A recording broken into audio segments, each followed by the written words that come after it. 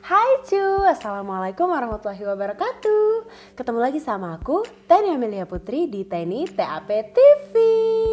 Dan kali ini kita kembali ke segmen yang paling kita tunggu-tunggu, yaitu segmen Termuram. Teni ngobrolin mistis, unik, dan seram. Dan kali ini cerita yang bakal aku ceritakan itu bener-bener serem cu. Yaitu cerita tentang misteri rumah hantu Darmo yang terletak di Surabaya. So buat kalian para pencinta horor sebenarnya pasti udah pernah dengar tentang rumah ini. Jadi jangan kemana-mana, nonton terus sampai habis. Check it out.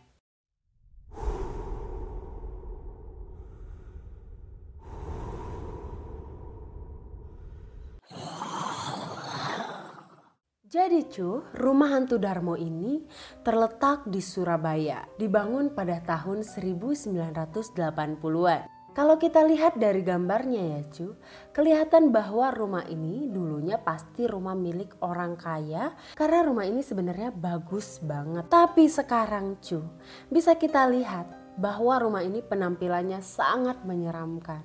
Karena kenapa? Karena rumah ini udah gak layak huni lagi. Udah bertahun-tahun kosong dan sudah benar-benar gak terawat lagi Atapnya udah gak ada. Tinggal tersisa pilar-pilar dan tembok yang bikin rumah ini tuh jadi semakin menyeramkan. Tidak hanya sekedar tampilannya aja yang menyeramkan, tapi rumah ini juga memiliki sejarah yang benar-benar bikin bulu kuduk kita berdiri Konon, sejarah dari rumah ini dimiliki oleh orang kaya pada tahun 1980-an Tapi dari rumor yang beredar, ternyata orang kaya sang pemilik rumah ini tuh mendapatkan kekayaannya bukan dengan cara yang halal tapi dengan cara yang haram.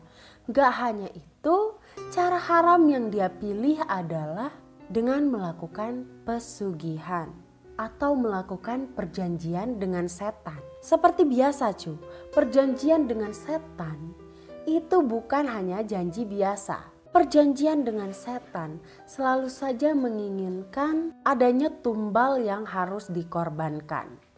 Nah, tapi sang pemilik rumah Darmo ini memilih tumbal yang cukup berat yaitu harus memberikan tumbal manusia setiap 1 minggu sekali di malam Jumat Bayangin aja kalau udah 1 minggu sekali harus mengorbankan 1 jiwa manusia, itu tuh kan benar-benar bikin orang yang harus memenuhi janjinya keberatan kan Dan ketika keluarga ini tuh mulai menyerah atau mungkin mereka sudah merasa cukup kaya, keluarga ini udah gak menyanggupi lagi perjanjiannya kepada setan untuk memberikan tumbal di setiap malam Jumat. Jadi mereka sekeluarga pun memilih untuk meninggalkan rumahnya dan pergi sejauh mungkin.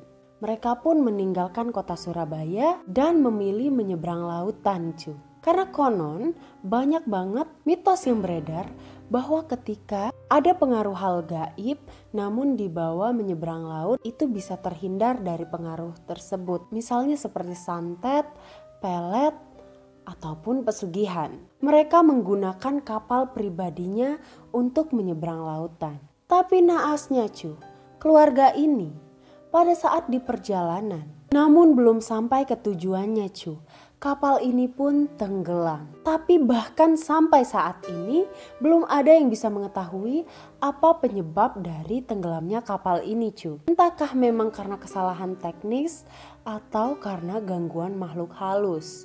Apalagi seperti yang kita ketahui, keluarga ini memiliki perjanjian yang berat kepada setan. Dan bahkan sampai saat ini kapal yang dipergunakan oleh keluarga ini pun belum ditemukan Misterius banget ya Tapi ternyata setelah kepergian keluarga ini masih tertinggal 2 orang di rumah mewah tersebut. 2 orang yang ditinggalkan adalah asisten rumah tangga dan babysitter Mereka berdua berusia sekitar 25 tahun.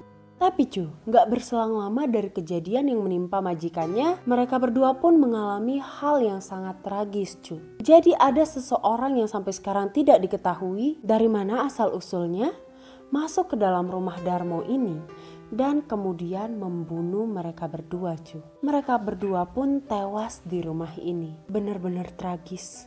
Setelah tragedi tewasnya asisten rumah tangga dan babysitter ini rumah ini pun benar-benar kosong. Gak ada satupun penghuni di rumah ini. Sampai pada tahun 1997 tiba-tiba rumah ini mengalami kebakaran Tapi kebakaran ini sangat misterius karena tidak seorang pun yang tahu apa penyebab dari kebakaran ini. Karena rumah ini memang sudah lama ditinggalkan dan benar-benar kosong. Sejak terjadi kebakaran di rumah ini pun menjadi benar-benar tidak layak huni Gedung ini, tembok dan pilar-pilarnya semakin terlihat menyeramkan.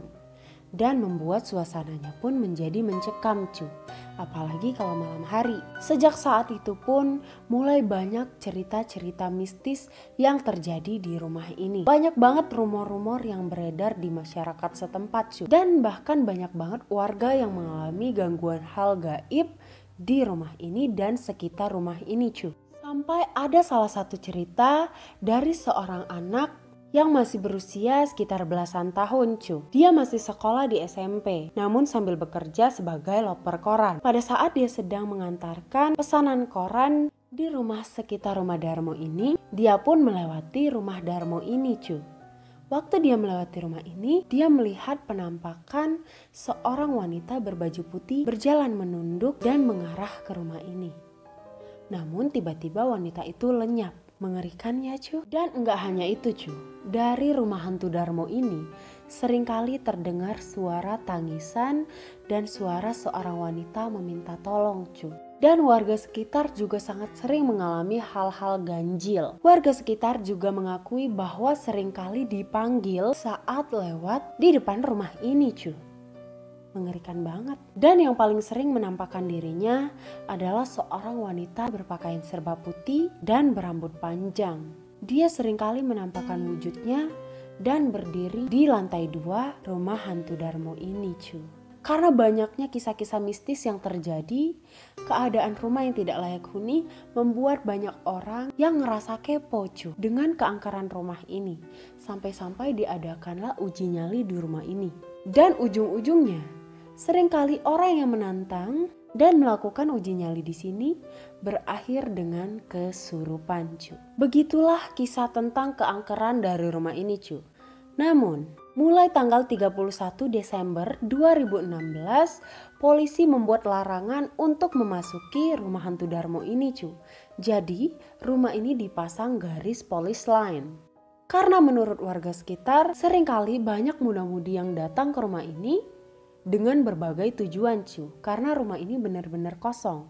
Jadi terkadang disalahgunakan. Baik yang datang berpasangan maupun datang berkelompok. Mungkin sebagian ada yang ingin mencari tahu tentang keangkeran rumah ini dan ada lagi yang menyalahgunakan tempat ini karena bahkan setahun sebelumnya di November 2015 pernah terjadi razia di sini dan ada beberapa orang yang tertangkap Dan sampai sekarang pun seringkali mobil patroli polisi melewati rumah ini agar tidak terjadi lagi penyalahgunaan rumah kosong ini Inilah kisah dari rumah hantu Darmo ini Semoga kita semua bisa mengambil hikmah dari cerita ini untuk tetap berusaha mencari rezeki yang halal dan tetap mencari jalan yang benar Karena perjanjian dengan setan itu memiliki resiko yang sangat besar. Dan juga kita harus mengambil hikmah dengan cara menjaga sopan santun kita dimanapun Karena seperti yang kita tahu, kita itu hidup berdampingan. Tidak hanya kita, tapi juga ada makhluk lain di sekitar kita. So, semoga kalian suka dengan cerita ini. Jangan lupa di like, di share sebanyak-banyaknya, dan di komen di bawah cerita apa lagi yang harus aku ceritakan.